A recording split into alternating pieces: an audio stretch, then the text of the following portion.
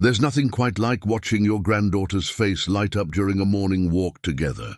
For 67-year-old June Marlowe, these precious moments with 9-year-old Ellie were the highlight of her quiet retirement in the Arizona desert. But when Ellie wandered ahead and discovered a massive hole that wasn't there yesterday, everything changed. The little girl came running back, her eyes wide with fear.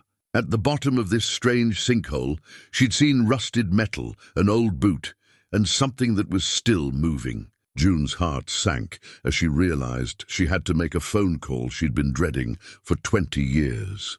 She had to call Sheriff Tom Bradley, the man she blamed for the worst day of her life. As they both stared down into that dark cavity, they knew this wasn't just any hole in the ground. This was something that connected to secrets from decades past, buried truths that someone never wanted found. What really happened in this desert all those years ago? Before we jump back in, tell us where you're tuning in from. And if this story touches you, make sure you're subscribed, because tomorrow I've saved something extra special for you. The morning sun cast long shadows across June Marlowe's property, painting the desert landscape in shades of amber and rust that reminded her why she'd never left this place. Even after Harold's passing 3 years ago, even after the loneliness settled into the corners of their old adobe house like dust that no amount of sweeping could clear, she couldn't imagine living anywhere else. This land had stories written in every rock formation,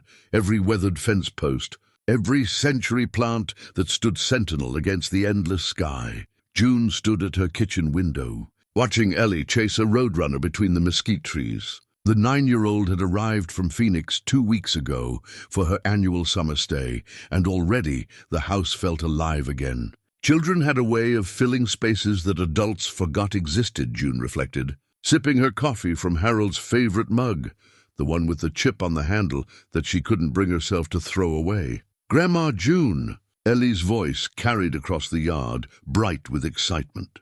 The roadrunner stopped. "He's looking right at me."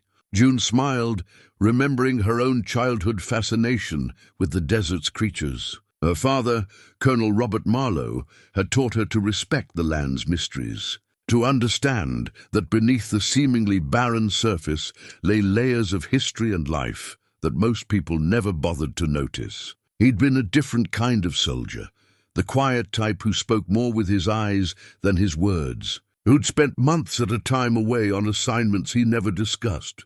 Even after his retirement, the framed photograph on the mantelpiece caught the morning light, her father in his dress uniform, standing beside a group of men she'd never been allowed to meet. The photo was dated 1962, taken at some facility whose name had been carefully blacked out with a marker. Even now, decades after his death, there were questions about Colonel Marlowe's service that June had never found answers to. The military had been polite but firm. Classified operations, national security, nothing they could discuss. Did Papa Robert really work on secret missions?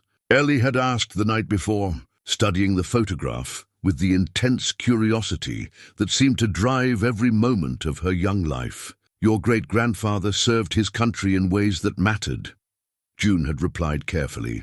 "Sometimes the most important work happens in the shadows, sweetheart. Sometimes keeping secrets is the greatest service of all." But lately, June found herself wondering if some secrets were meant to stay buried forever, or if they had a way of surfacing when you least expected them. The town of Copper Wells stretched beyond her property line, a collection of adobe buildings and mobile homes that had seen better decades. Once a thriving mining community, it now survived on stubbornness and social security checks. Home to retirees who'd come seeking affordable desert retirement and found themselves part of a slowly disappearing way of life. The old copper mine had been sealed since the 70s, another relic of a time when this corner of Arizona had mattered to someone, besides the people who lived here. Mrs. Chen from the neighboring property waved from her garden, where she coaxed vegetables from soil that most people would consider hopeless. At 83, she was one of June's closest neighbors and dearest friends, a Chinese immigrant whose husband had worked the mines before they closed. She understood the desert's moods, the way silence could be comfortable or ominous depending on the day. "Morning, June," Mrs. Chen called out. "That granddaughter of yours is up early today." "She's excited about our nature walk," June replied, stepping onto her covered porch. "Wants to see if we can find any petroglyphs near the old boundary markers." "Be careful out there," Mrs. Chen said, her expression growing serious. "Pedro Martinez mentioned seeing some strange lights near the far ridge last week. Probably just teenagers, but you never know." June nodded, though privately she doubted teenagers would venture so far into the desert. The nearest paved road was 15 miles away, and the terrain between here and there had a way of discouraging casual exploration. Still, Mrs. Chen had lived here long enough to know when something felt wrong, and June had learned to trust her instincts. Deputy Rosa Martinez, Pedro's daughter, had graduated from June's 6th grade class 15 years ago.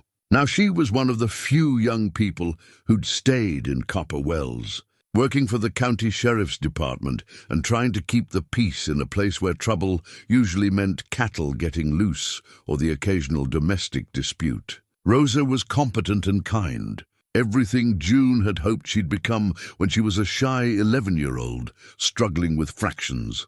The thought of the sheriff's department made June's chest tighten with old anxiety. She hadn't spoken to Tom Bradley in 20 years, not since that terrible day when her brother David's case had been officially closed. "Insufficient evidence," the report had stated. "Missing person, presumed deceased due to exposure, 21 years old.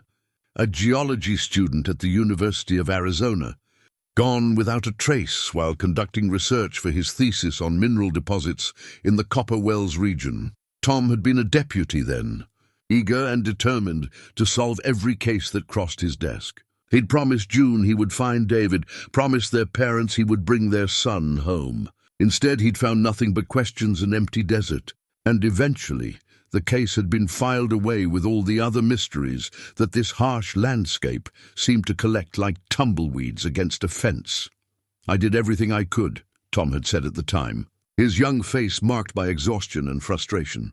"Sometimes people just disappear out here. The desert doesn't always give up its secrets." But June had needed someone to blame, someone to hold accountable for the loss that had left a hole in their family that never healed. It was easier to be angry at Tom than to accept that sometimes tragedies simply happened, that even the most determined efforts couldn't always bring the answers you desperately needed. Now, Tom was Sheriff Bradley, graying and weathered by 2 decades of keeping the peace in a county that stretched across more empty space than most states back east. June saw him occasionally at the grocery store or the post office, and they exchanged polite nods, but nothing more. The anger had faded over the years, replaced by a kind of tired sadness and the recognition that they'd both been young and overwhelmed by circumstances beyond their control. Ellie bounded back toward the house, her cheeks flushed with excitement and the morning heat that was already building despite the early hour. "Can we go now, Grandma June? I want to see the place where Papa Robert used to take you on walks." June smiled, remembering her father's patient lessons about reading the land, understanding its moods and seasons. He taught her to notice the small changes that most people missed, how the desert responded to rain, where the ancient water sources left their marks on the stone, which plants grew only in places where the earth held particular secrets. "Let me get my hat and some water," June said. "The desert teaches us respect, but it rewards patience." As they prepared for their walk, June felt a familiar mixture of anticipation and reverence. The land her father had left her was more than just property. It was a trust, a responsibility to preserve something that connected past and present in ways she was still learning to understand. Whatever secrets lay buried in this ancient soil, whatever mysteries her father had carried to his grave, she sensed that today might bring her closer to answers she'd been seeking for most of her life. The morning stretched ahead of them, full of possibility and promise, while the desert waited with its eternal patience to reveal whatever truths it was finally ready to share. The sinkhole was impossible to miss. Where yesterday there had been nothing but hard-pan desert floor and scattered creosote bushes, now a gaping maw in the earth stretched nearly 20 feet across. June stared at it in disbelief, her hand automatically reaching for Ellie's shoulder to keep the child close. "I told you it was huge," Ellie whispered, her voice small with remembered fear. "And look, you can see the metal things from here." June knelt at the edge of the cavity, her heart hammering as she peered into the darkness below. The hole dropped at least 15 feet, its walls showing the stratified layers of desert geology her brother David would have found fascinating. But it wasn't the geological formation that made her blood run cold. It was what lay scattered across the bottom. Twisted metal debris caught the morning sunlight. Pieces that looked deliberately manufactured rather than naturally formed. What appeared to be sections of machinery or equipment, corroded by decades of burial, jutted from the sand that had partially filled the bottom of the sinkhole. And there, unmistakably, was what looked like a military-issue boot, still laced but weathered nearly beyond recognition. "Grandma June," Ellie said quietly, "what's that moving down there?" June followed her granddaughter's pointing finger and felt her stomach lurch. Something pale and fabric-like was shifting in the desert breeze that found its way into the cavity. Not metal, not rock, something organic that shouldn't be there. Something that suggested this wasn't just a geological curiosity. Her hands shook as she pulled out her cell phone, grateful that Harold had insisted on upgrading to a model that actually worked in the remote corners of their property.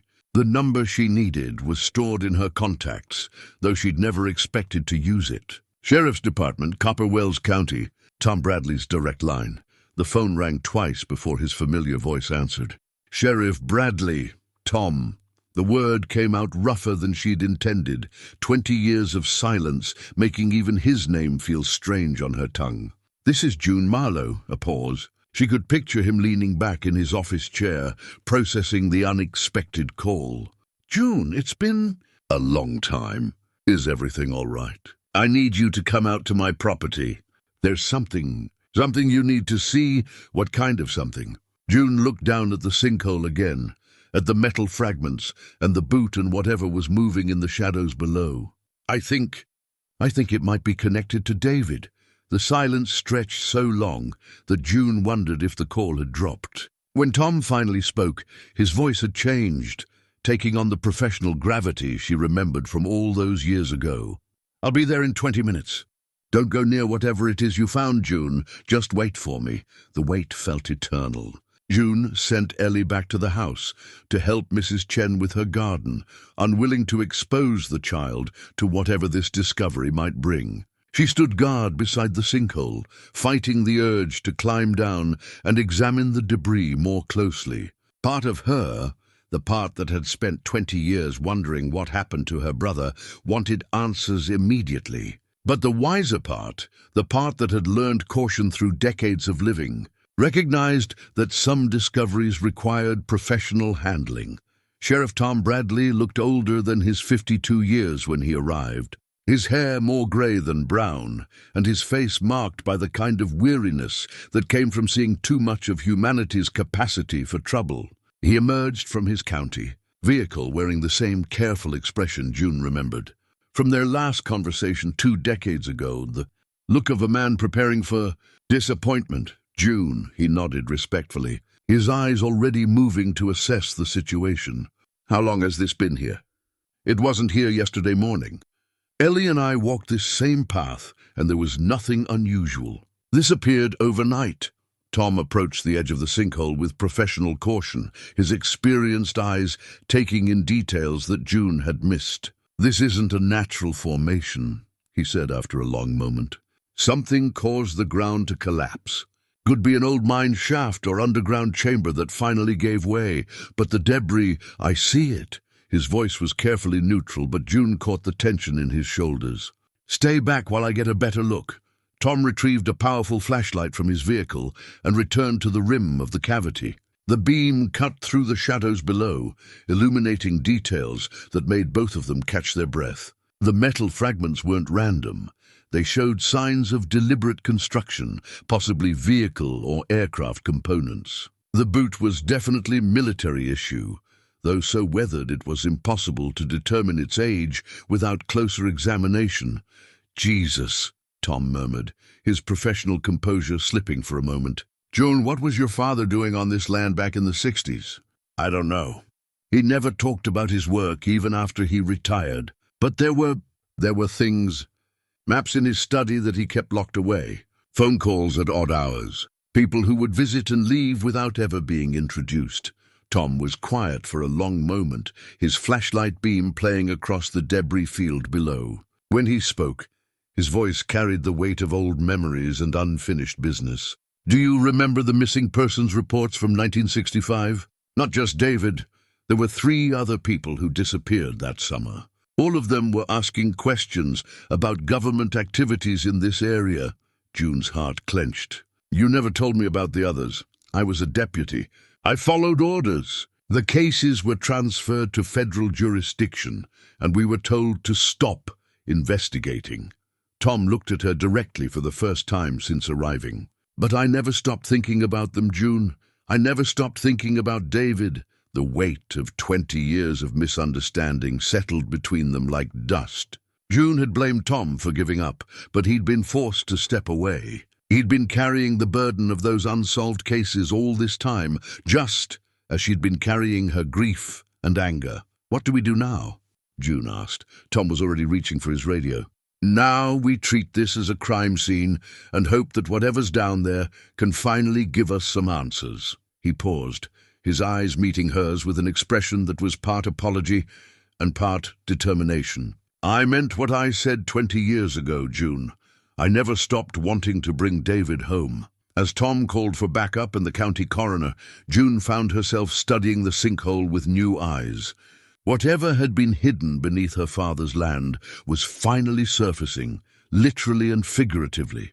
The secrets that Colonel Robert Marlowe had carried to his grave were beginning to emerge from the desert floor, and she sensed that the quiet retirement she'd built for herself was about to be swept away by revelations she might not be prepared to face. The moving fabric in the shadows below caught her attention again, and this time she recognized it for what it was, a piece of clothing, preserved by the dry desert air and protected from the elements by decades of burial. Someone was down there, someone who had been waiting 20 years or more to be found. June closed her eyes and whispered a prayer that when they finally brought up whatever lay in that dark cavity, it would provide the closure her family had never been able to find. The county coroner arrived within the hour, followed by Deputy Rosa Martinez and a crime scene photographer whose presence transformed June's quiet morning into something that felt like a violation. Yellow tape now surrounded the sinkhole, and strangers tramped across land that had known only family footsteps for decades. Dr. Patricia Valdez, the county coroner, was a woman who inspired confidence through competence rather than comfort. She examined the cavity with clinical detachment, directing the photographer to capture every angle before anyone disturbed the scene below. "We'll need to construct a safe way down," she told Tom. "This could collapse further if we're not careful." June watched from her porch, where Tom had suggested she wait while the professionals worked.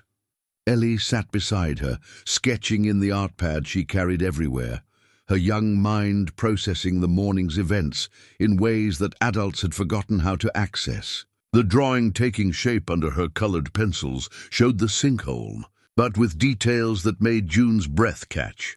Details that a 9-year-old shouldn't have been able to see from their brief visit to the site. "Sweetheart," June said gently, "what's that you're drawing at the bottom of the hole?" "The person," Ellie replied matter-of-factly. "The one who was trying to wave."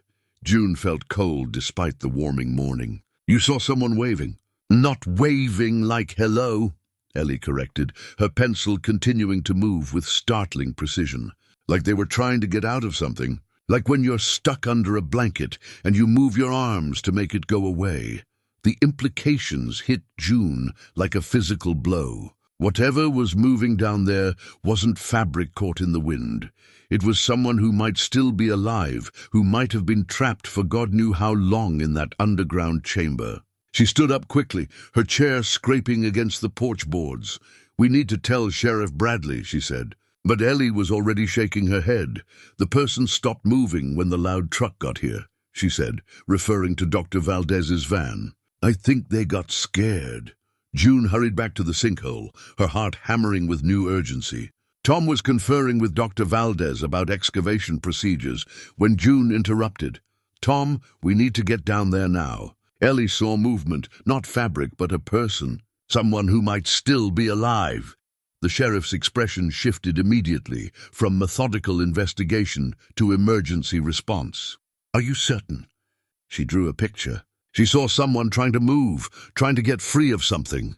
June's voice was tight with controlled panic. "If there's any chance someone's alive down there." Dr. Valdez was already moving toward her vehicle. "I'll radio for a rescue team, but it'll take them an hour to get here from Tucson." She looked at Tom. "We can't wait that long if there's a survivor." Tom was studying the walls of the sinkhole, assessing angles and handholds with the eye of someone who'd grown up in this harsh terrain. "I can rappel down with basic equipment. Rosa can spot me from above." "Tom, no," June found herself saying. "You don't know what caused this collapse. The whole thing could come down." He looked at her with an expression that was part surprise and part something softer, recognition that she was worried about his safety, despite their long estrangement. "I've been doing search and rescue in this county for 20 years. June, this is what we do." Within 20 minutes, Tom was secured in a harness and rappelling gear borrowed from the county's emergency kit. Dr. Valdez had established communication via radio, and Rosa Martinez monitored the safety lines from above. June watched from the designated safe zone, her hands clasped so tightly her knuckles had gone white. "I'm at the bottom," Tom's voice crackled through the radio. "Visibility is poor, but I can see the debris field clearly. We've got military equipment down here. Looks like electronics, possibly communications gear from the Cold War era. Everything's heavily corroded. Any signs of human remains?" Dr. Valdez asked. "Working on it. There's a lot of sand and debris to move." A pause. Then Tom's voice came back with increased urgency. "Wait, I've got something. There's a section of what looks like a bunker or underground facility. The collapse exposed it. And there's someone here." June's heart stopped. "Tom, are they alive?" came the response.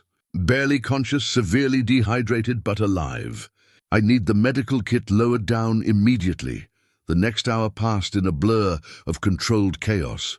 Dr. Valdez coordinated with the rescue team now speeding toward them from Tucson, while Tom worked to stabilize whoever he'd found in the underground chamber. Rosa Martinez had taken over communication duties, her calm voice providing updates that kept everyone focused on the immediate crisis. "The survivor is elderly. Male. Appears to have been trapped when the chamber partially collapsed some time ago," Tom reported. "There's evidence of food supplies, water containers. Someone prepared this as a shelter, but the entrance was blocked by rockfall. How long could someone survive down there?" June asked Dr. Valdez. "Depends on supplies and conditions. In a cool, dry environment like that, with adequate preparation, weeks, possibly months." The implications were staggering. Someone had been living or dying in an underground facility beneath June's property, possibly for months, while she went about her daily routine completely unaware. The guilt was immediate and overwhelming. "There's more." Tom's voice came through the radio, heavy with new discovery. "This isn't just a shelter. This is a Cold War-era facility, and it's extensive. I can see corridors leading deeper into the hillside. And there are documents scattered around, some kind of research materials." June thought of her father's locked study, his mysterious visitors, the classified operations he'd never discussed. The pieces of a puzzle she'd never known existed were finally beginning to form a picture, and she wasn't sure she was prepared for what it might reveal. The rescue team's helicopters appeared on the horizon just as Tom reported that he'd stabilized the survivor for transport. "We're going to need a full investigation team down here," he radioed. This site is going to require federal attention. As the professional rescuers took over the operation, June found herself standing beside the yellow tape that now cordoned off a section of her family's land. In the space of a few hours, her quiet retirement property had become the center of what was clearly a much larger mystery than she'd ever imagined. Ellie appeared at her side, still clutching her drawing pad. "Grandma June, is the person going to be okay?" June put her arm around her granddaughter, watching as the rescue team prepared to extract whoever had been hidden beneath their feet for months or possibly years. "I hope so, sweetheart. I really hope so." The survivor was identified as Dr. Eugene Hartwell, age 74, a former government researcher who had supposedly died in a car accident in Nevada 3 years earlier. His rescue made the evening news across Arizona, but the story released to the media bore little resemblance to what June had witnessed. From her kitchen window, as federal agents arrived in unmarked vehicles, there, saying he was a recluse who'd been living in a cave, Tom told her 2 days later, sitting across from her at the kitchen table where they'd shared coffee 20 years ago, before David's disappearance had driven them apart, that he suffered some kind of breakdown and disappeared from his family. June studied Tom's weathered face, noting the tension around his eyes. "But that's not what you found down there." "No." Tom's voice was carefully quiet, aware that Ellie was playing in the next room within earshot. "What I found was a fully equipped research facility that's been operating in secret for decades. Dr. Hartwell wasn't hiding, he was working. The federal agents had been polite but firm in their instructions to local law enforcement. The site was now classified, the investigation transferred to appropriate authorities, and any discussion of specifics was a matter of national security. Tom had been given paperwork to sign and a phone number to call if he had questions he'd been strongly advised not to ask. "They took everything," Tom continued. "Every document, every piece of equipment, every sample of whatever Dr. Hartwell was researching down there. They even removed sections of the chamber walls." June felt a familiar knot of frustration building in her chest. Just like with David, just like in 1965, questions without answers, and anyone who asks too many gets shut down. "This is different, June. Dr. Hartwell was conscious when we brought him up. He was trying to tell me something before the federal agents took over his medical care. What did he say?" Tom glanced toward the living room, where Ellie was humming to herself, then leaned closer to June. "He said your father's name. He said, 'Marlowe knows where the others are buried.'" The words hit June like cold water. She thought of her father's study, locked since his death, filled with papers and maps she'd never examined closely. She'd preserved the room as a memorial, but now she wondered if she'd been guarding secrets she didn't understand. "The others," she repeated slowly. "David? Maybe, or the other people who disappeared that summer. June, I think your father was involved in whatever was happening down there, not as a victim, as a participant." The possibility reframed everything June thought she knew about her family's history. Colonel Robert Marlowe, the quiet man who taught her to respect the desert's mysteries, who disappeared for weeks at a time on classified assignments, who'd chosen to retire to this specific piece of land in the middle of nowhere. What if his choice of location hadn't been about seeking peace, but about staying close to work he couldn't abandon? "I need to go through his papers," June said. "The federal agents will probably want to search the house. Then we better look first." That evening, after Ellie had been settled with a movie and popcorn, June and Tom climbed the stairs to her father's study for the first time since his funeral 5 years ago. The room smelled of old paper and the cedar chest where he'd kept his dress uniforms. June had maintained it exactly as he'd left it, even down to the half-finished crossword puzzle on his desk. Tom whistled softly as he took in the maps covering the walls. Not tourist maps, but geological surveys, topographic charts, and aerial photographs that showed the Copper Wells area in extraordinary detail. Red pins marked locations throughout the region, some corresponding to known mines or natural features, others indicating places June couldn't identify. "Your father was tracking something," Tom observed, studying the pattern of markings. These pins aren't random. June opened the locked filing cabinet, with keys she'd found in her father's desk years ago, but never used. The folders inside were meticulously organized and contained documents that made her hands shake as she read them. Research proposals dated from the 1960s, correspondence with Dr. Eugene Hartwell and other scientists, detailed geological studies of underground water systems and cave networks throughout the region. "Tom," she said softly, "look at this." The document she handed him was a memorandum dated August 1965, the same month David had disappeared. The subject line read, "Project Deepwell Phase 3 Environmental Assessment." It was addressed to Colonel Robert Marlowe and signed by Dr. Hartwell, recommending the relocation of surface assets due to unexpected civilian interest in the primary research area. "Civilian interest," Tom read aloud. David was researching mineral deposits. He was asking questions about this area.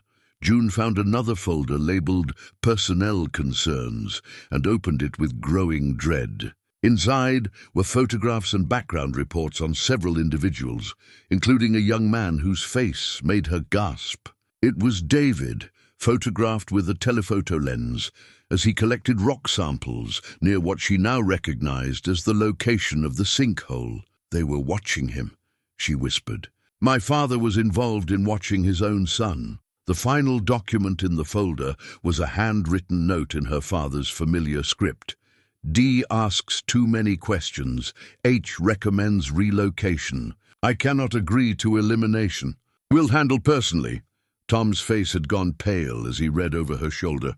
"June, I think your father was trying to protect David. The note says he refused elimination. He was trying to find another way. But David still disappeared. Maybe your father tried to move him somewhere safe and something went wrong." June sank into her father's desk chair, overwhelmed by the implications of what they'd discovered. For 20 years, she'd mourned her brother and blamed Tom for not finding him. Now she was learning that her father, the man she'd trusted and admired her entire life, had been part of a secret operation that had put David in danger. Soft knock at the door interrupted their investigation. Ellie's voice came through the wood. "Grandma, June." "There are cars coming up the driveway." "Lots of cars." Tom moved to the window and cursed softly. "Federal agents. They're here for the search." June quickly gathered the most important documents, stuffing them into her purse, while Tom helped her close the filing cabinet. Whatever secrets her father had left behind, whatever connection he'd had to the underground facility and the missing people, she needed more time to understand it, before government officials classified everything. Beyond her reach. "We need to find the others, David's case." "Mentions," she told Tom as they prepared to face the agents waiting downstairs. "If they're buried somewhere on this land, if my father knew where they were, we owe it to their families to find the truth." Tom nodded grimly. "But we're going to have to be very careful. If we're right about what was happening here, there are people who have been keeping these secrets for decades, and they won't appreciate us digging them up." Special Agent Rebecca Morrison was younger than June had expected, with steel-grey eyes that missed nothing, and a handshake that conveyed authority without aggression. She sat in June's living room with two colleagues who introduced themselves, simply as Agent Chen and Agent Rodriguez, their presence transforming the familiar space into something that felt like an interrogation room. "Mrs. Marlowe, we appreciate your cooperation in this matter," Agent Morrison began, her tone professional but not unkind. "We understand this situation must be quite overwhelming for you." "Overwhelming is one word for it," June replied, aware that Tom was watching her carefully from his position near the doorway. They'd agreed that he would observe, but let her take the lead in conversations with federal authorities. "We're particularly interested in any materials your father may have left behind. Documents, photographs, correspondence related to his military service, or activities in this area." Agent Morrison consulted a tablet. Colonel Marlowe had security clearances that remained active well into his retirement. It's possible he maintained materials that should have been returned to the appropriate authorities. June thought of The documents now hidden in her bedroom dresser, the photographs of David, the memorandum about elimination. My father was a private man.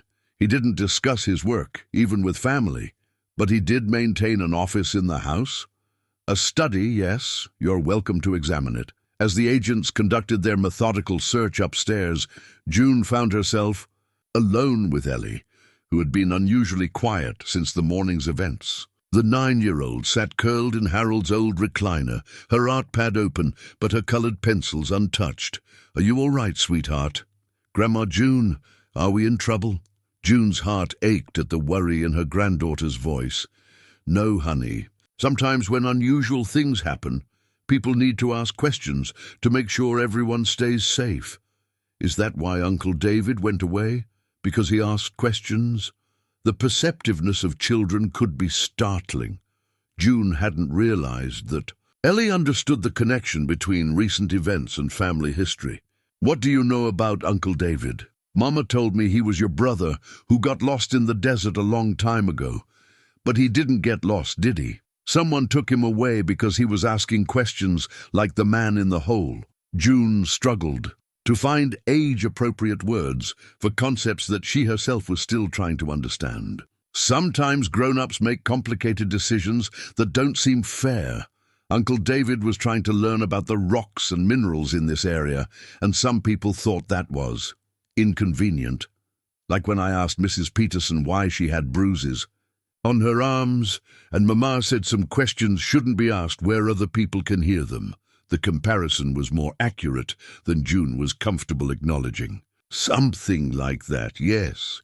Agent Morrison returned to the living room, carrying a box of materials from the study. "Mrs. Marlowe, we'll need to take these documents for analysis. You'll receive a receipt and a case number for tracking purposes. What about Dr. Hartwell? Is he recovering?" "Dr. Hartwell is receiving appropriate medical care at a secure facility. His condition is complex." June recognized the careful language of official evasion. "Complex how?" "He appears to be suffering from severe disorientation and memory loss. It may be some time before he's able to provide coherent information about his situation." Tom stepped forward from his position near the door. "Agent Morrison, in my report I mentioned that Dr. Hartwell spoke coherently when we first brought him to the surface. He specifically mentioned Colonel Marlowe by name." The agent's expression didn't change, but something subtle shifted in her posture. "Sheriff Bradley, I'm sure you understand that trauma can cause victims to say many things that don't necessarily reflect factual memories." He seemed pretty specific about. "Sheriff, we appreciate your cooperation in this matter. The county will be compensated for any resources expended during the rescue operation." June watched the exchange with growing frustration. Tom was being politely but firmly shut down, just as he had been 20 years ago when David's case was transferred to federal jurisdiction. The pattern was identical. Local authorities discovering something significant, federal agents arriving to take control, and all meaningful information disappearing behind walls of classification and bureaucratic language. After the agents left, with their box of evidence, June and Tom sat in her kitchen sharing coffee and the weight of unspoken concerns. Through the window, they could see new activity around the sinkhole. A temporary structure had been erected over the opening, and workers in hazmat suits were moving equipment they couldn't identify. "They're not just investigating," Tom observed. "They're excavating. This is a full-scale operation." June pulled the hidden documents from her purse and spread them across the kitchen table. "Before they classify everything and we never see it again, we need to understand what my father was really doing out here." The geological survey maps were marked with notations in her father's handwriting, coordinates, depth measurements, and symbols that seemed to indicate underground structures or natural caves. One map showed the entire Copper Wells region with a network of interconnected passages that extended far beyond the boundaries of June's property. "Look at this," Tom said, pointing to a series of marks clustered near the old copper mine. "These symbols match the ones near the sinkhole location." Your father was mapping an extensive underground system. For what purpose? Tom studied another document, a research proposal dated 1963 that outlined something called Project Deepwell. The language was heavily technical, but the basic concept was clear: using natural underground formations to create secure research facilities for classified government projects. Cold War paranoia, Tom said. They were building hidden research stations in case of nuclear attack or foreign infiltration. Your father wasn't just involved, he was helping select and develop the sites. June found her voice was barely above a whisper. And David stumbled into the middle of it.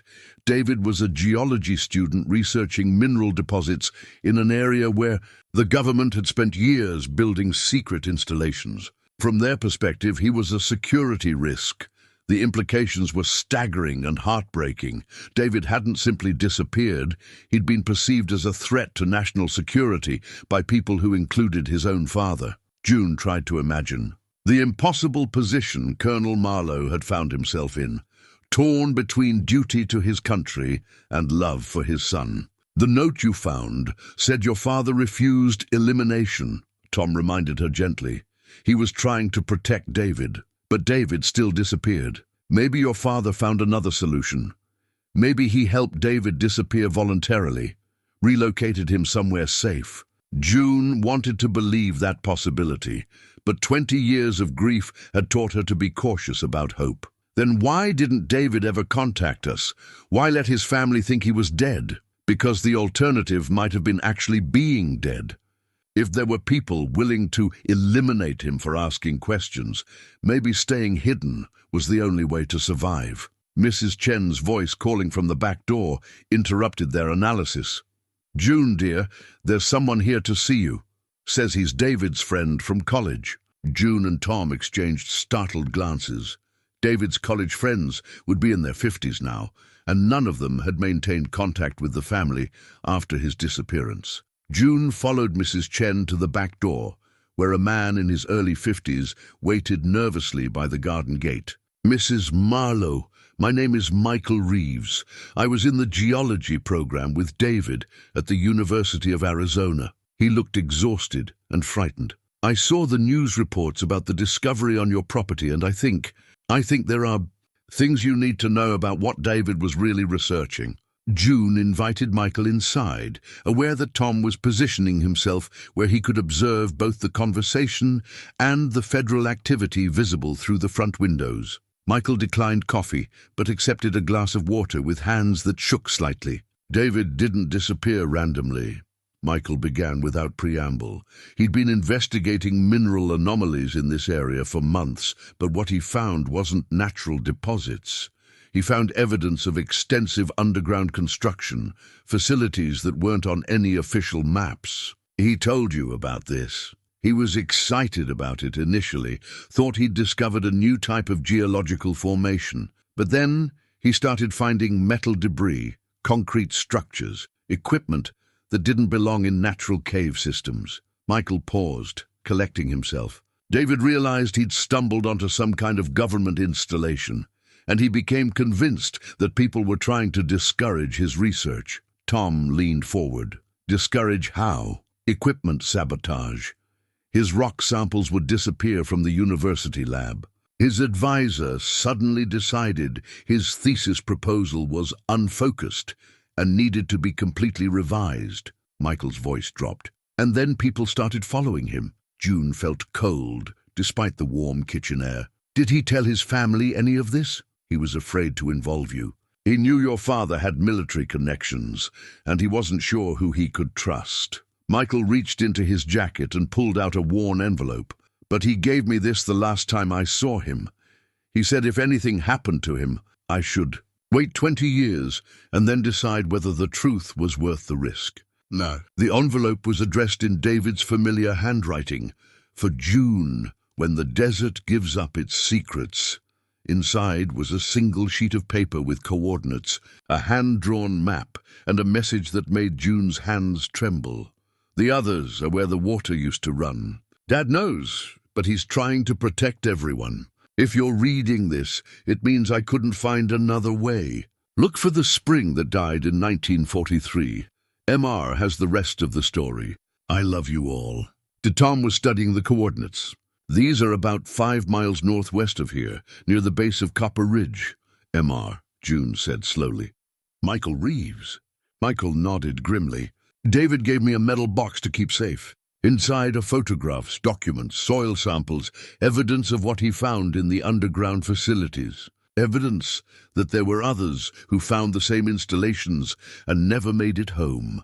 June looked out at the hazmat-suited workers dismantling whatever remained of her family's secrets. Michael, why now? Why are you coming forward after 20 years of silence? Because Dr. Hartwell's rescue changes everything, Michael replied. If he's alive, if he's been working down there all this time, then the project never ended. David's evidence isn't just historical. It might be the only way to understand what's still happening under this desert. Michael's metal box sat on June's kitchen table like a time bomb waiting to explode her understanding of the past 20 years. Inside were photographs that made her stomach clench. Images of underground chambers filled with scientific equipment, documents marked with classification stamps, and most heartbreaking of all, pictures of David looking young and determined as he documented his discoveries. He was so careful about this, Michael said, handling the photographs with reverence. David understood he was dealing with something dangerous, but he felt obligated to document it. He said too many people had already disappeared for asking questions. Tom studied a photograph showing what appeared to be a vast underground laboratory complex. This isn't just a few hidden rooms. This is a full-scale research facility. Multiple facilities, Michael corrected. David mapped at least 6 separate installations connected by natural cave systems throughout the Copper Wells region. Some appeared to be active, others looked abandoned. June found a photograph that made her breath catch, her father in military uniform, standing beside Dr. Hartwell and several other men, in front of what was clearly one of the underground entrances. The date stamp showed August 1965, just weeks before David's disappearance. David took this picture from a hidden position about 100 yards away. He'd been tracking the activities for months, trying to understand what was happening. When he saw your father among the officials, it complicated everything. The weight of family betrayal and conflicted loyalties pressed down on June like the desert heat. Her father had been part of the operation that ultimately led to David's disappearance. But his refusal to agree to elimination suggested he'd been trying to find a middle path between duty and family love. There's more, Michael said quietly, pulling out a folder marked with David's handwriting, The Spring That Died. Inside were geological surveys, water table measurements, and historical documents about the area's natural springs. David discovered that one of the major installations was built on top of what used to be the region's primary water source. Tom examined the historical documents. According to this, Copper Spring was the reason the original mining settlement was established here. It provided water for the entire community until 1943, when it suddenly dried up. Not dried up, Michael corrected. Diverted. The military redirected the underground water flow to support their construction project. The spring didn't die naturally, it was killed too. Served classified research. The revelation added another layer to the tragedy of Copper Wells. The community's slow decline hadn't been just economic. It had been engineered by government. Projects that prioritized secrecy over the well-being of local residents. Families had lost their livelihoods so that classified research could continue hidden beneath their feet. David's message mentioned looking for the spring that died in 1943, June said. He left coordinates. He wanted us to find where the water used to run, because that's where he hid his most important evidence, Michael replied, and possibly where he found evidence of the others who disappeared. June's phone buzzed with a text message from Mrs. Chen. Strange vehicles on the Ridge Road. People with binoculars watching your property. Tom moved to the window and cursed softly. We're being observed. Unmarked van on the access road, at least 2 occupants. They know Michael's here, June realized. They've been monitoring anyone connected to David's research. Michael's face had gone pale. I shouldn't have come. I've put you in danger. We're already in danger, June said firmly. The moment Ellie found that sinkhole, we became involved in something that's been hidden for decades. The question is whether we're going to let them bury the truth again, or whether we're going to find out what really happened to David and the others. Tom was studying the coordinates from David's message. These locations are on federal land now. The BLM took ownership of large sections of the area in the 1970s, citing environmental protection or security buffer. June asked, given what we're learning, probably the latter. Mrs. Chen appeared at the back door again, her expression worried. June, dear, there's a man at my house asking questions about your granddaughter. Says he's with Child Protective Services, but something doesn't feel right about him. June's blood ran cold. Threatening Ellie crossed a line that activated protective instincts she didn't know she possessed. Where is she now? Safe inside my house. I told the man you weren't available and that he needed to come back with proper documentation. Tom was already reaching for his radio. I'm calling for backup. If they're threatening a child to control our investigation, this situation has escalated beyond reasonable bounds. Tom, wait, June said, her mind racing through possibilities. If we bring in more law enforcement, the federal agents will take over completely. We'll lose any chance of finding the truth about David. And if we don't, they might take Ellie to pressure us into cooperation. Michael had been listening to the exchange with growing alarm. There's something else, he said urgently. Something David discovered about why the research was so important, why they were willing to eliminate people to protect it. June turned to him. What kind of research? Weapons development, but not conventional weapons. Something involving underground detonation systems, possibly related to creating artificial earthquakes or targeting underground installations in other countries. Michael's voice dropped to a whisper. David found evidence that they were testing ways to cause natural disasters that couldn't be traced back to their source. The implications were staggering. If the Copper Wells installations had been developing earthquake weapons during the Cold War, the potential for catastrophic misuse was beyond anything June had imagined. No wonder the government was willing to take extreme measures to keep the project classified. That's why Dr. Hartwell was still working down there, Tom said slowly. The research never stopped. It just went deeper underground. June thought about the seismic activity that had created the sinkhole, the way the ground had collapsed so suddenly and completely. What if the sinkhole wasn't natural? What if someone is still using those weapons? To cover up the evidence, Michael said grimly. Create a natural disaster that would justify evacuating the area and classifying it permanently off limits. Mrs. Chen knocked urgently on the door. June, the man is back and he has others with him. They're surrounding my house. June made a decision that surprised her with its clarity and determination. Tom, call Rosa Martinez and tell her to bring backup, but quietly. Michael, gather everything in that box. We're leaving. Where are we going? To find the spring that died in 1943, June said, her voice steady, despite the fear coursing through her veins. If David left evidence there, if that's where we can find proof of what happened to the others, then that's where we need to be. June, it's dangerous. We don't know what kind of security is in place, or what condition the underground structures are in. I've spent 20 years not knowing what happened to my brother, June replied, checking that her father's documents were secure in her purse. I won't spend another day letting fear keep me from the truth. And I won't let them use my granddaughter as leverage to keep their secrets buried.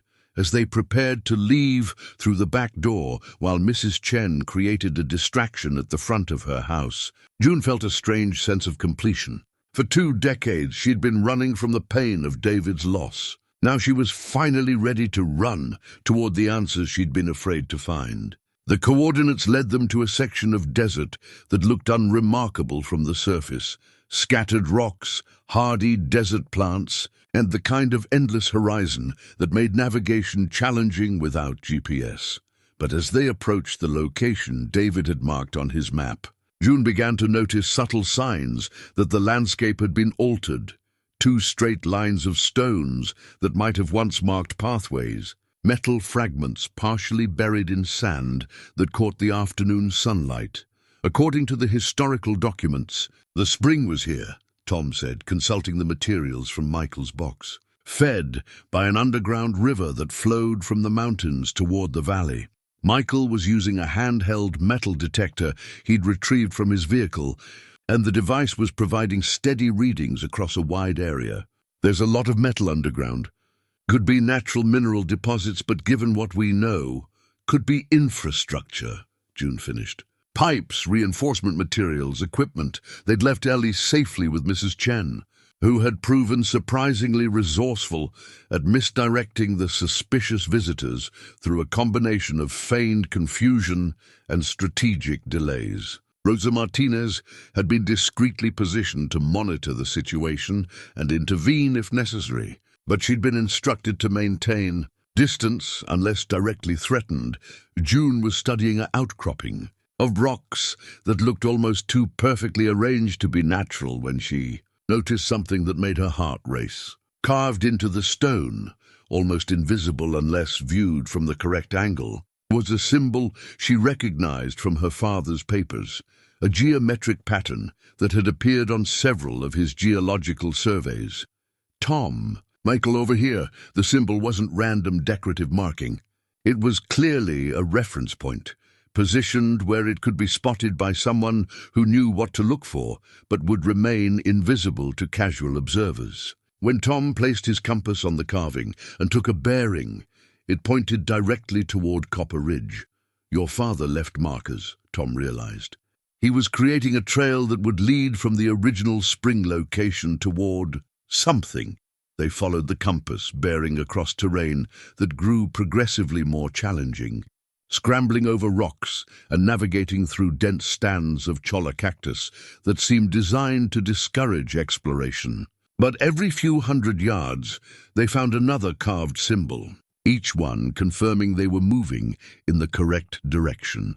After nearly an hour of difficult hiking, they reached what appeared to be a dead end, a sheer rock face that rose 30 feet above them. But Michael's metal detector was providing its strongest readings yet, and June noticed that the rock formation had an unusual feature, a narrow crack that looked natural but was actually wide enough for a person to squeeze through. It's a hidden entrance, she said softly, camouflaged to look like a natural geological feature.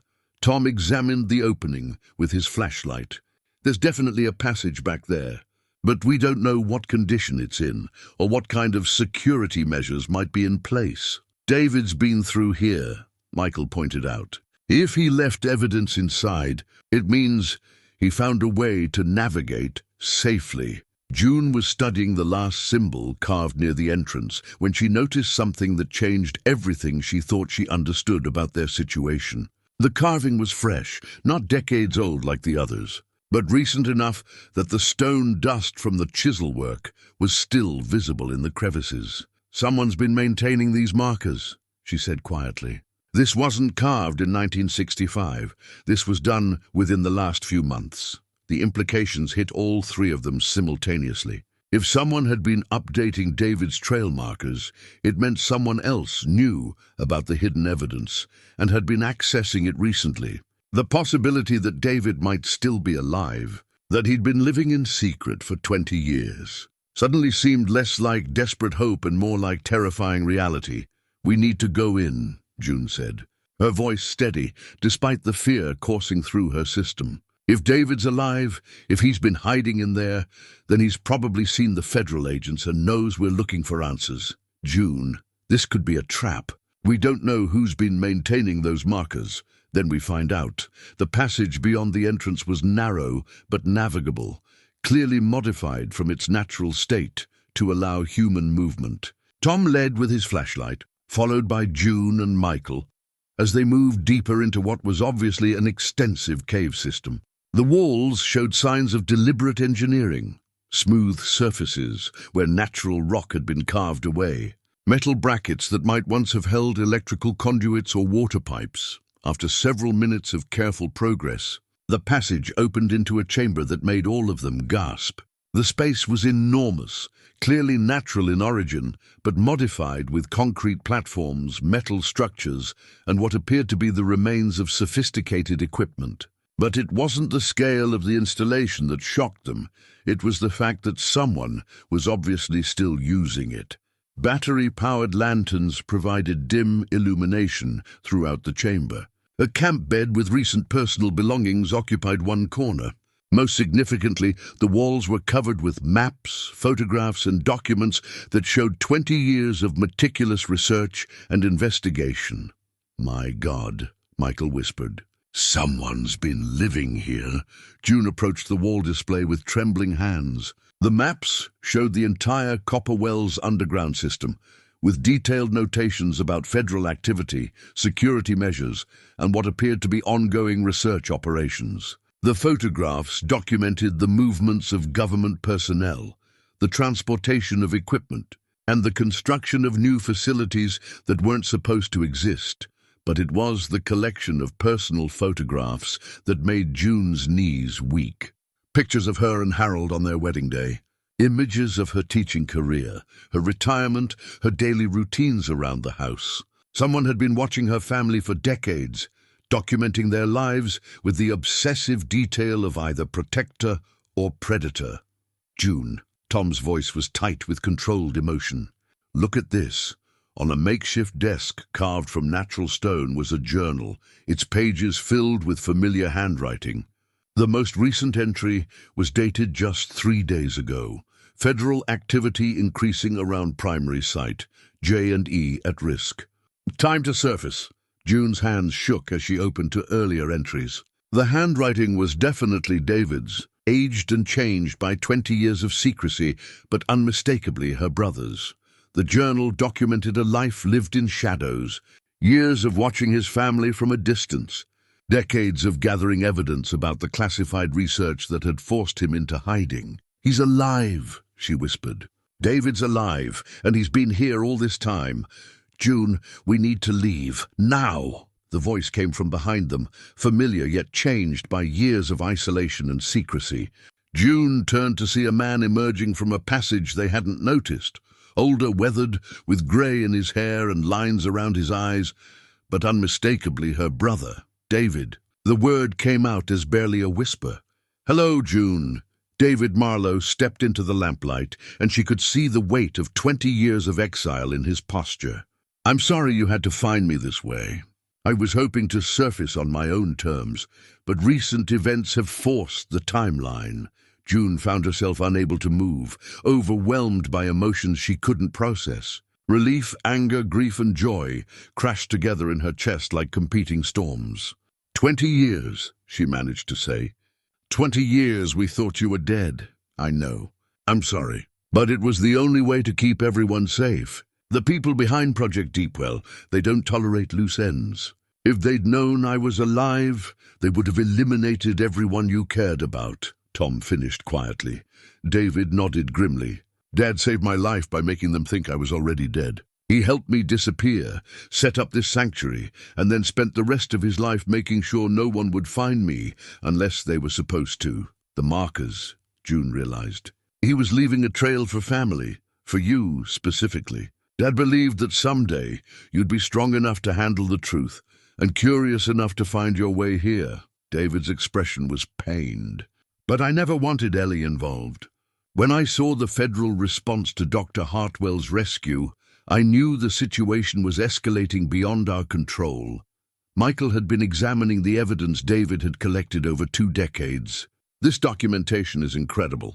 You've been tracking their entire operation for 20 years. Someone had to, David replied. Dr. Hartwell wasn't the only person trapped down there. There are others, researchers who learned too much, civilians who asked too many questions. The project never ended, June. It just went deeper underground, literally and figuratively.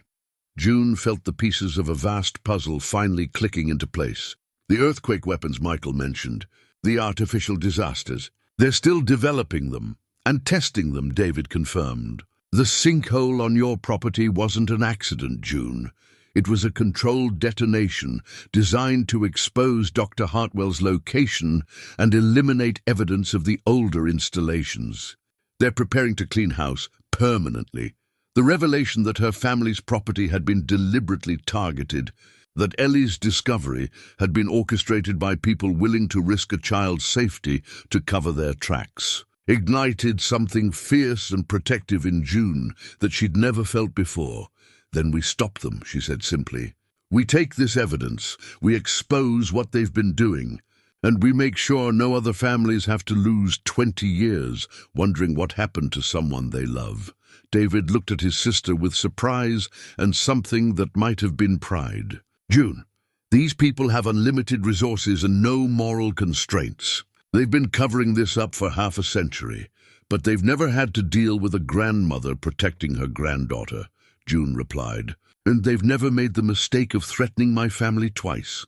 David's underground sanctuary had become a war room.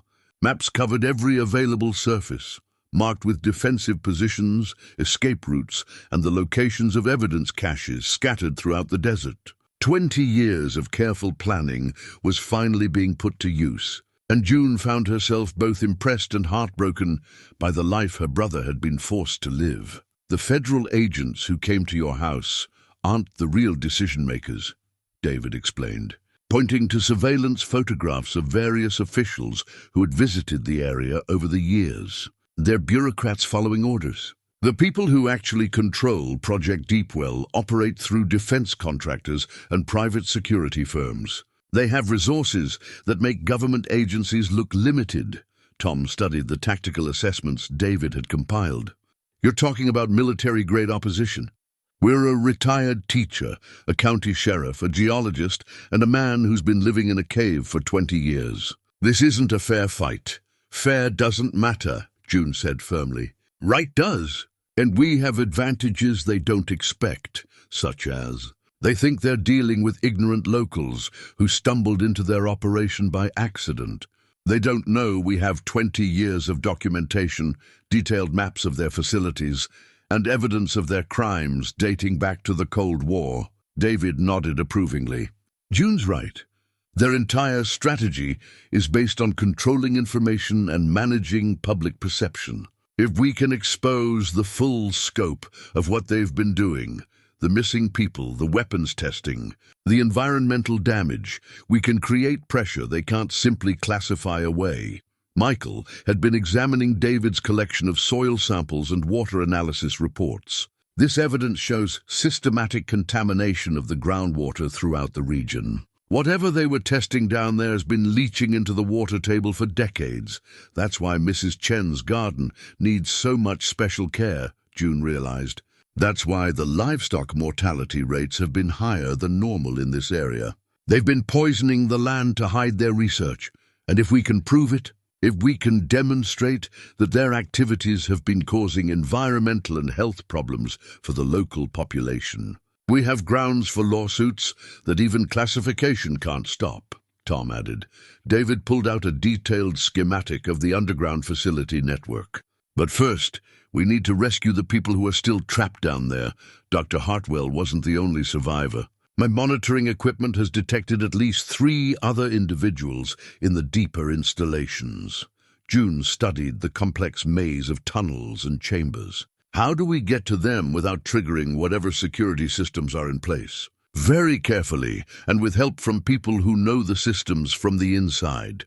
David activated a radio communication device that looked like military surplus. Dr. Hartwell wasn't as disoriented as he pretended to be when they brought him up. He was protecting himself and gathering intelligence about current security measures. The radio crackled to life with a weak but clear signal. Dr. Hartwell's voice came through the static. David, is that you? I'm here, Eugene, and I've brought help. Thank God. The situation down here is deteriorating rapidly. They've begun final containment procedures. If we don't evacuate the remaining personnel within the next 6 hours, they're going to seal the entire complex permanently. June felt cold, despite the warmth of the underground chamber. We'll seal it how? Controlled demolition using the earthquake generation equipment, Dr. Hartwell's voice replied. They'll create a collapse that looks natural, but will bury everything and everyone inside. Tom was already studying David's maps, plotting routes and timing.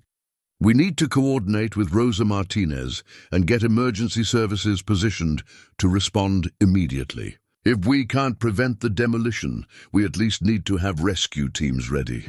It won't work, David said quietly.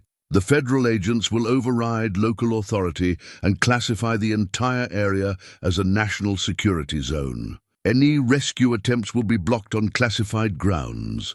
Then we do it ourselves, June said, her voice carrying a determination that surprised everyone in the chamber. We go in, we bring out the survivors, and we document everything we find. When we surface, we have so much evidence and so many witnesses that they can't possibly cover it up. Michael looked skeptical.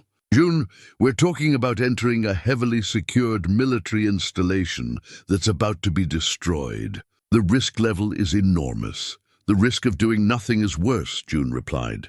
These people have been disappearing critics and covering up crimes for half a century. If we don't stop them now, they'll just move their operations somewhere else and start over. David was studying his sister with an expression that mixed admiration with concern. You've changed, June.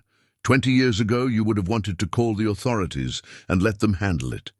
20 years ago, I trusted authorities to do the right thing. Now I've learned that sometimes ordinary people have to step up when the system fails. June looked at each of the men surrounding her. I've spent 2 decades grieving a brother I thought was dead, and now I find out he sacrificed everything to protect our family from people who consider human lives expendable. I won't let their sacrifices be meaningless.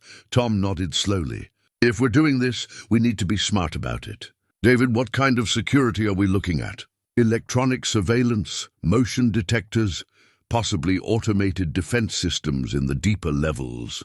But most of it is designed to keep people out, not to stop people who are already inside from moving around. And you know ways to move through the complex without triggering alarms. I've been studying their operations for 20 years.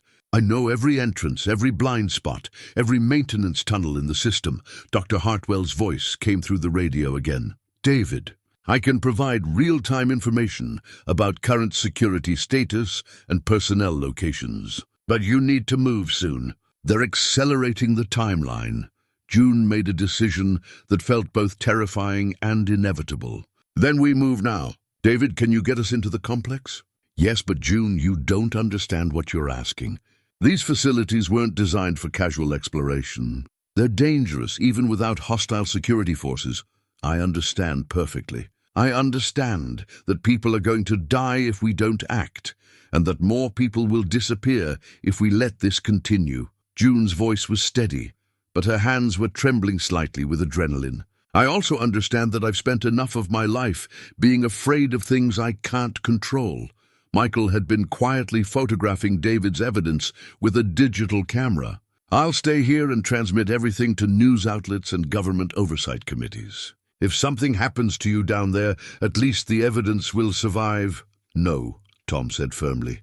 We all go or none of us go. If this operation fails, we need witnesses. If it succeeds, we need people who can testify about what we found. David activated additional communications equipment that he'd clearly been maintaining for years. I'm sending encrypted data files to multiple recipients, journalists, lawyers, congressional oversight committees, international human rights organizations. If we don't check in within 12 hours, the files will be automatically transmitted. A dead man's switch, June realized. Insurance. These people have gotten away with murder for decades because they controlled information. But in the digital age, information wants to be free. As they prepared for what felt like a mission impossible, June found herself thinking about Ellie, safe for now with Mrs. Chen, but growing up in a world where powerful people could make others disappear for asking inconvenient questions. The thought of her granddaughter facing the same threats that had destroyed David's life was unacceptable. David, before we go down there, I need to know, do you ever regret the choice Dad helped you make? Do you ever wish you'd stayed and fought instead of disappearing? David was quiet for a long moment, adjusting equipment and checking supplies. When he finally answered, his voice carried the weight of 2 decades of isolation and sacrifice. Every day, June, every single day. But regret is a luxury I couldn't afford. Dad made the right choice for the wrong reasons, and I've spent 20 years gathering the evidence needed to make it right. And now we finish what he started. We bring the truth to light. We hold the guilty accountable, and we make sure no other families have to pay the price for other people's secrets. Tom checked his weapon and radio equipment one final time. Gentlemen, lady, if we're doing this, we're doing it right. No heroes, no unnecessary risks, and everyone comes home. June looked around the chamber that had been David's prison and sanctuary for 20 years, then at the maps showing the vast underground complex where people were still trapped and evidence of decades of crimes was hidden. Everyone comes home, she agreed, including the people who've been waiting underground for someone to find them. As they prepared to enter the depths of the earth to confront secrets that had been buried for half a century, June felt a strange sense of completion. For 20 years, she'd been running from the pain of loss and the fear of truth. Now she was finally ready to run toward both. Whatever the consequences might be, the entrance to the active facility was hidden behind a waterfall that existed only during flash floods, a perfect natural camouflage that had protected the installation's security for decades. David led them through a maintenance tunnel that bypassed the main checkpoints, his movements confident despite 20 years of navigating the complex in secret. Communications will be limited once we're inside, he whispered as they prepared to enter the deeper levels. The rock formations interfere with radio signals, and they use electronic jamming in the sensitive areas. Tom tested his equipment one final time. How do we stay in contact with each other? Hand signals and predetermined routes. If we get separated, everyone returns to this position within 2 hours. David handed each of them a simple compass and a hand-drawn map. These passages are like a maze, but they follow the natural cave system. As long as you remember that water flows downhill, you can find your way out. The tunnel beyond the entrance was larger than June had expected, clearly engineered to accommodate vehicles and equipment. Emergency lighting strips provided minimal illumination, casting eerie shadows that moved with their passage. The air was cool and artificially circulated, carrying the metallic scent of electronic equipment and something else, something organic and unpleasant that June didn't want to identify. First stop is the monitoring, a station where Dr. Hartwell has been hiding, David explained as they moved deeper into the complex. He'll have real-time information about personnel, locations and security status. They reached the monitoring station after 20 minutes of careful navigation through corridors that felt like arteries in some vast underground organism. Dr. Hartwell was waiting for them, looking far more alert and capable than he had during his dramatic rescue 3 days earlier. "The situation is worse than we thought," he said without preamble. "They've moved up the demolition schedule. We have less than 4 hours before they trigger the seismic charges." June felt her heart racing. "The other survivors, where are they?" "Research level 3, approximately half a mile deeper. But accessing that area requires passing through active security zones." Dr. Hartwell showed them a schematic on a computer screen. 3 individuals. Dr. Sarah Chen, a hydrologist who was investigating water contamination. Marcus Webb, a journalist who was researching missing persons cases. And Dr. James Martinez, a seismologist who became suspicious about the artificial earthquake activity. "Dr. Chen," Tom said slowly. "Any relation to Mrs. Chen is my daughter," Dr. Hartwell confirmed. "She's been using her position in the community to monitor the situation and provide intelligence. Her garden isn't just a hobby, it's a sophisticated environmental testing station." The revelation that Mrs. Chen had been part of the resistance network for years made June reassess everything she thought she knew about her quiet neighbor. "She's been protecting us. She's been protecting everyone in Copper Wells, documenting the environmental contamination and health effects that result from the underground testing." Dr. Hartwell's expression was grim. The cancer rates in this area are 3 times the national average. The livestock mortality, the crop failures, the high rates of respiratory illness, all connected to chemical and radiological contamination from the research programs. Michael was photographing everything they encountered. This documentation is crucial evidence, but we need to focus on the rescue mission. How do we reach the survivors without triggering security responses? There's a service elevator that connects the research levels, but it requires authorization codes that change hourly. Dr. Hartwell consulted his monitoring equipment. However, there's a maintenance shift change in 30 minutes. That's our window. David studied the security patterns displayed on the monitors. The guard stations are automated now, motion sensors and camera systems monitored from a central location. But the maintenance areas have blind spots that I've been using for years. What about the demolition charges? June asked. Can we disable them? The seismic equipment is in a separate facility, heavily guarded and isolated from the main complex. Our priority has to be the survivors. If we try to prevent the demolition and fail, everyone dies. Tom checked his watch. Then we move fast and we move smart. David, lead us to the maintenance elevator. Dr. Hartwell, can you monitor our progress and warn us about security changes? I'll do my best, but once you reach research level 3, you'll be beyond my monitoring capabilities. The deeper levels use a different communication system that I don't have access to. As they prepared to leave the relative safety of the monitoring station, June found herself thinking about Ellie, about Mrs. Chen's quiet courage, about the years of suffering that the residents of Copper Wells had endured unknowingly. The weight of responsibility felt enormous, but so did the determination to end decades of injustice. Dr. Hartwell, she said as they prepared to move deeper into the complex, when we bring everyone out, when we expose what's been happening here, will it be enough to stop them? The elderly scientist looked at her with eyes that had seen too much tragedy and too little justice. It will be a beginning, June. Sometimes that's all we can hope for, that someone finally has the courage to begin. Research level 3 felt like descending into the heart of a sleeping giant. The corridors were wider here, lined with laboratories and equipment rooms that hummed with electronic activity.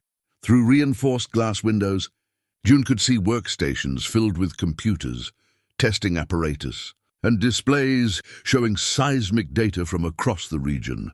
They're still actively monitoring earthquake patterns, Michael whispered, studying readouts that showed activity throughout the southwestern United States. This isn't historical research, they're tracking current operations. David held up a hand, signaling them to stop. Around the corner, voices could be heard.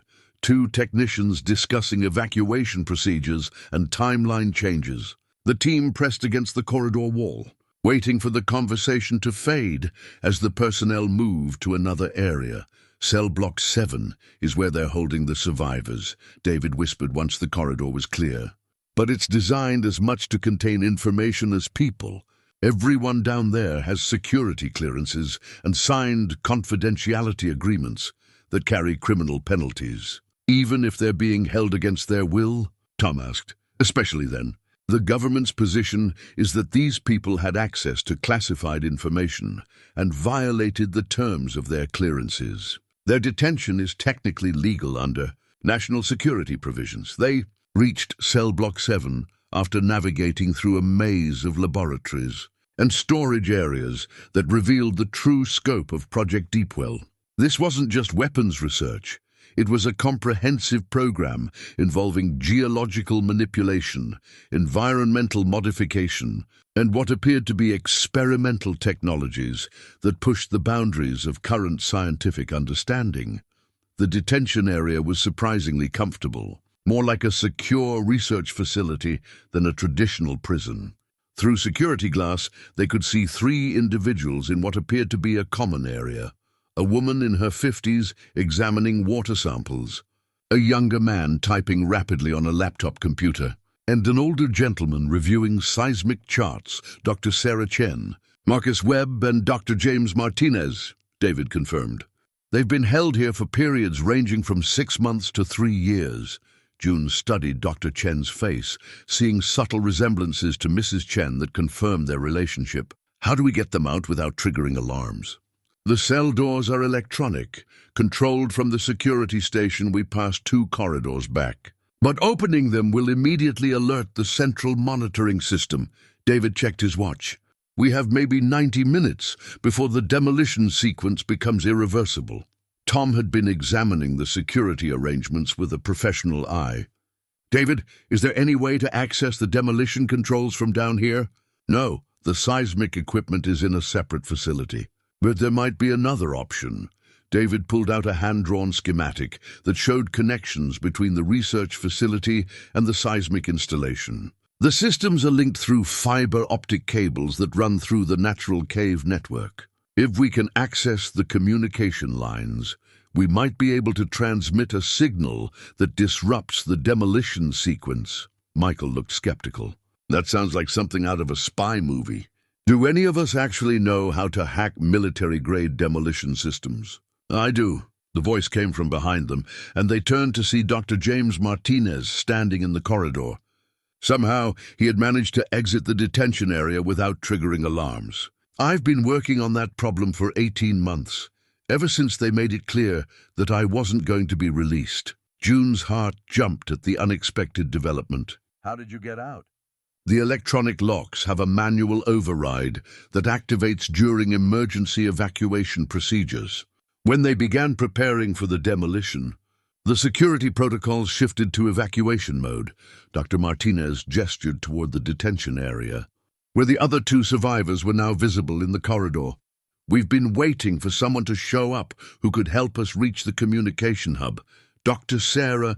Jen approached the group with the confident bearing of someone accustomed to taking charge in crisis situations. You must be David Marlowe. My mother has told me a great deal about your family. The reunion between the 2 women was brief but emotional. 20 years of wondering about each other compressed into a moment of recognition and relief. She's been worried about you, June said, and I've been worried about her.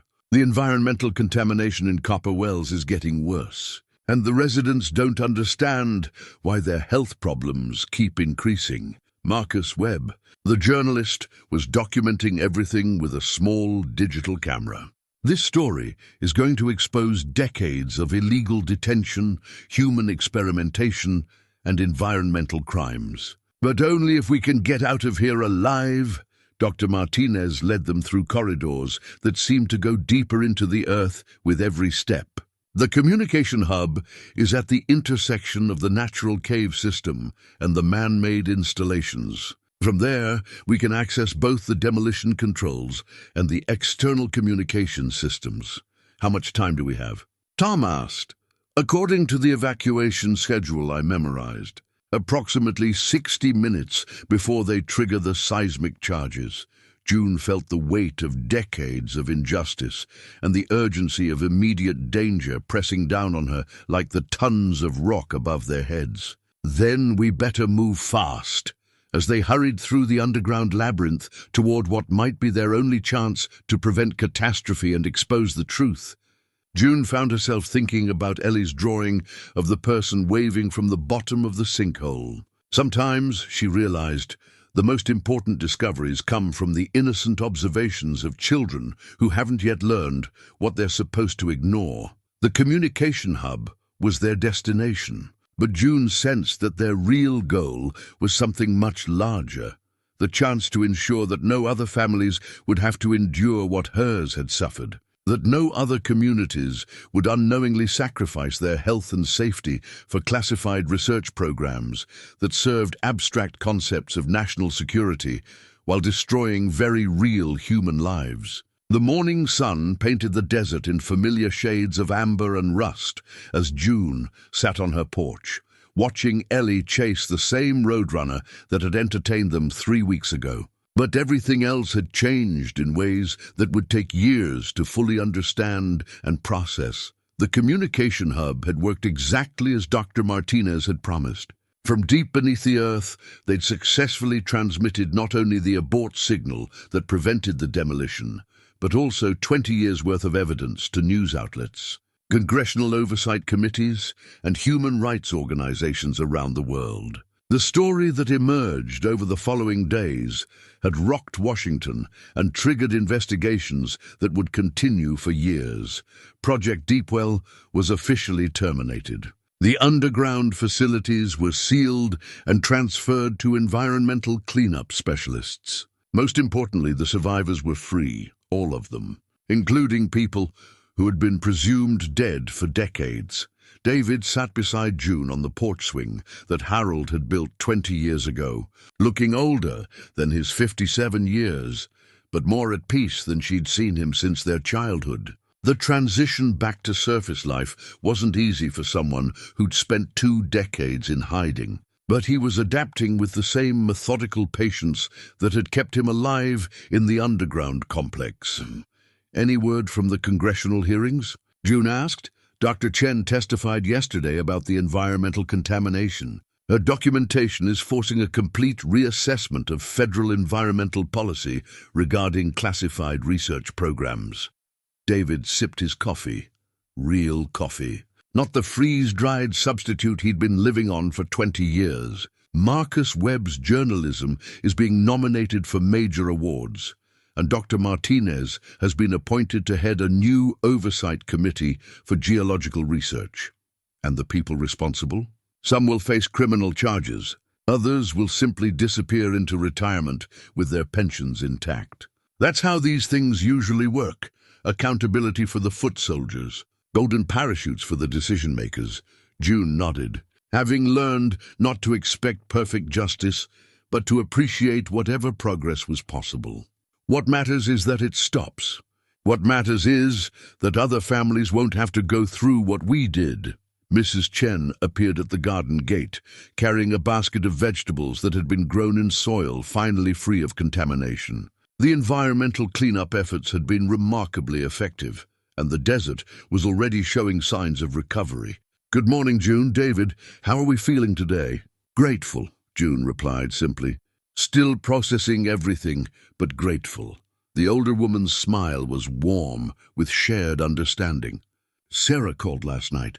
She's been appointed to head the new environmental monitoring program for the region. She'll be moving back to Copper Wells permanently." The town itself was experiencing something of a renaissance. The national attention had brought federal funding for healthcare and environmental restoration, and several research institutions were establishing field offices to study the recovery process. Property values were rising, young families were moving in, and for the first time in decades, Copper Wells looked toward the future with optimism rather than resignation. Tom Bradley appeared in his county vehicle, but this wasn't an official visit. He'd been stopping by regularly, partially for debriefings with federal investigators, but mostly because the shared experience of the underground mission had forged friendships that none of them wanted to lose. "Morning, everyone," he called as he climbed the porch steps. "Any interesting mail today?" June handed him a thick envelope that had arrived that morning. Settlement offer from the Department of Defense. Apparently, they'd prefer to resolve remaining issues through financial compensation rather than additional litigation. Tom whistled at the amount mentioned in the preliminary documents. "That's serious money, June. Enough to ensure Ellie's college education and your comfortable retirement for life." "Blood money," David said quietly. "A payment for 20 years of stolen life?" "Maybe," June agreed. "But also resources that can be used to help other people, to fund more environmental monitoring, to support families who are still looking for missing loved ones. Money doesn't fix everything, but it can be a tool for justice if we use it wisely." Ellie bounded up the porch steps, her art pad tucked under one arm and a small collection of interesting rocks in her other hand. She'd adapted to the revelations about family history with the resilience of childhood, more interested in the fact that her great-uncle was alive than in the complex political implications of his survival. "Uncle David, will you tell me more stories about living in the cave?" she asked, settling beside him on the porch swing. "What kind of stories?" "The ones about how you figured out which mushrooms were safe to eat, and how you made friends with the bats. And how you built the radio that could talk to people far away. David smiled, an expression June was still getting used to seeing on his weathered face. I suppose those are the important parts of the story, aren't they? The parts about learning to adapt and survive and maintain hope even when everything seems impossible. And about how families find each other eventually, Ellie added matter-of-factly, even when it takes a really long time. June felt tears threatening as she watched her brother interact with her granddaughter, conversations that should have been happening throughout Ellie's childhood, relationships that had been stolen by people who valued abstract concepts over human connections. But dwelling on loss, she'd learned, was less productive than focusing on recovery. David was alive. The truth had been revealed. The community was healing. And most importantly, Ellie was growing up in a world where questions were encouraged rather than punished, where curiosity was celebrated rather than feared. Uncle David, Ellie said thoughtfully, when I grow up, I want to be like you. I want to be brave enough to ask questions, even when other people don't want to answer them.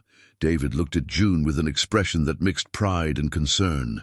Being brave is important, Ellie, but being smart is even more important. And having family who supports you is most important of all.